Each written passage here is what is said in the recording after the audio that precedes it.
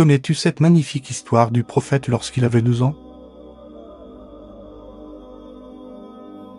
Le prophète sallallahu alayhi wa sallam, quand il a atteint l'âge de 12 ans, donc il était encore un jeune entre l'enfance et l'adolescence, son oncle Abu Talib, il l'a pris avec lui lorsqu'il est parti faire du commerce. Cette fois-ci, Abu Talib est parti à Bousra, et quand il s'est rapproché de Bousra, là-bas, il y avait un moine qui s'appelait Bahira.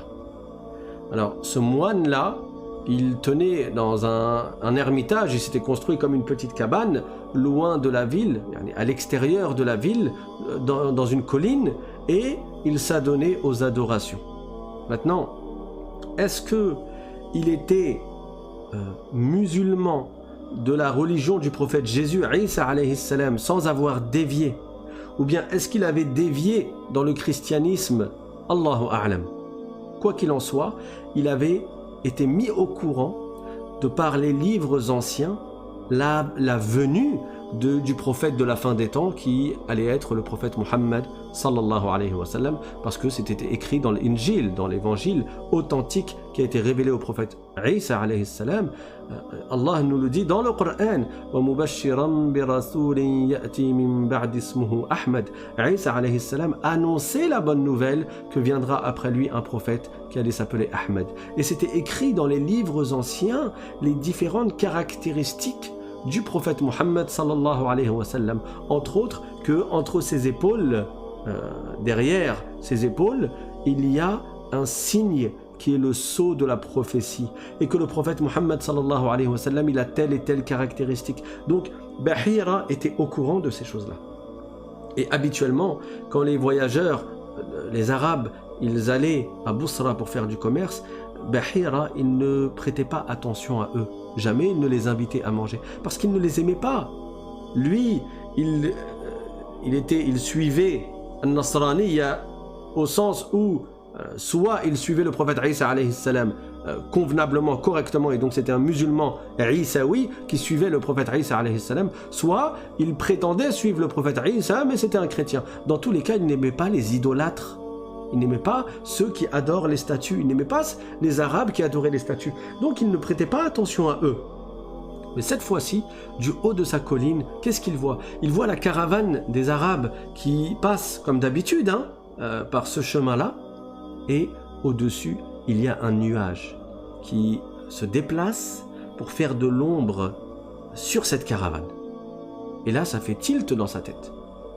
Un nuage qui se déplace pour faire de l'ombre, sous la chaleur du soleil, pour faire de l'ombre, comme s'il y a quelqu'un d'important à cet endroit-là qui est protégé par le nuage. Bahira, qu'est-ce qu'il fait? Il fait quelque chose qu'il ne faisait jamais. Il arrête tous les Arabes et les invite à manger, parce qu'il voulait voir. Et donc il leur a demandé de tous venir et de n'en laisser aucun. Que tout le monde soit invité à manger. Et même ces Arabes-là étaient étonnés. Bahira, il nous invite, mais d'habitude, il nous calcule pas. Il ne fait pas attention à nous. Bahira, il observe, il les invite à manger, il leur donne à manger, et il observe, il regarde, et il n'y a rien. Et là, il leur demande, mais tout le monde est là? Ils ont dit, oui, tout le monde est là. Il a dit, non, non, non, non. Est-ce que tout le monde est là? Et là, ils disent, non, il y a un jeune qui est resté avec les affaires, avec les animaux. Et là, Bahira dit non, moi j'ai demandé à ce que tout le monde soit là. Alors on amène le prophète Muhammad sallallahu alayhi wa sallam, et Bahira l'observe. Et après manger, quand les personnes âgées se sont installées sous les arbres pour se reposer, le prophète sallallahu alayhi wa sallam, qui était jeune, il avait 12 ans, il est parti se poser sous un arbre, mais les personnes qui étaient plus âgées avaient pris les places ombragées. Les places où il y avait les branches qui donnaient de l'ombre. Donc le prophète sallallahu alayhi wa sallam était sous l'arbre, mais de l'autre côté. Et Bahira, il voit les branches de l'arbre qui se tournent, qui se penchent pour faire de l'ombre au prophète Muhammad sallallahu alayhi wa sallam. Alors il va voir le prophète Muhammad sallallahu alayhi wa sallam. Et il commence à lui poser des questions. Est-ce qu'il t'arrive des choses étonnantes? Et le prophète sallallahu alayhi wa sallam, il lui dit, oui, j'ai des rêves prémonitoire, je fais des rêves et il arrive exactement la même chose que ce que j'ai vu dans le rêve. et Bahira voit le sceau de la prophétie entre les épaules du prophète sallallahu alayhi wa sallam. Il a vu le nuage, il a vu l'arbre qui se penche. C'est bon, il a compris. Il a dit, c'est lui, le prophète de la fin des temps. Alors il demande aux gens, qui est le père de cet enfant?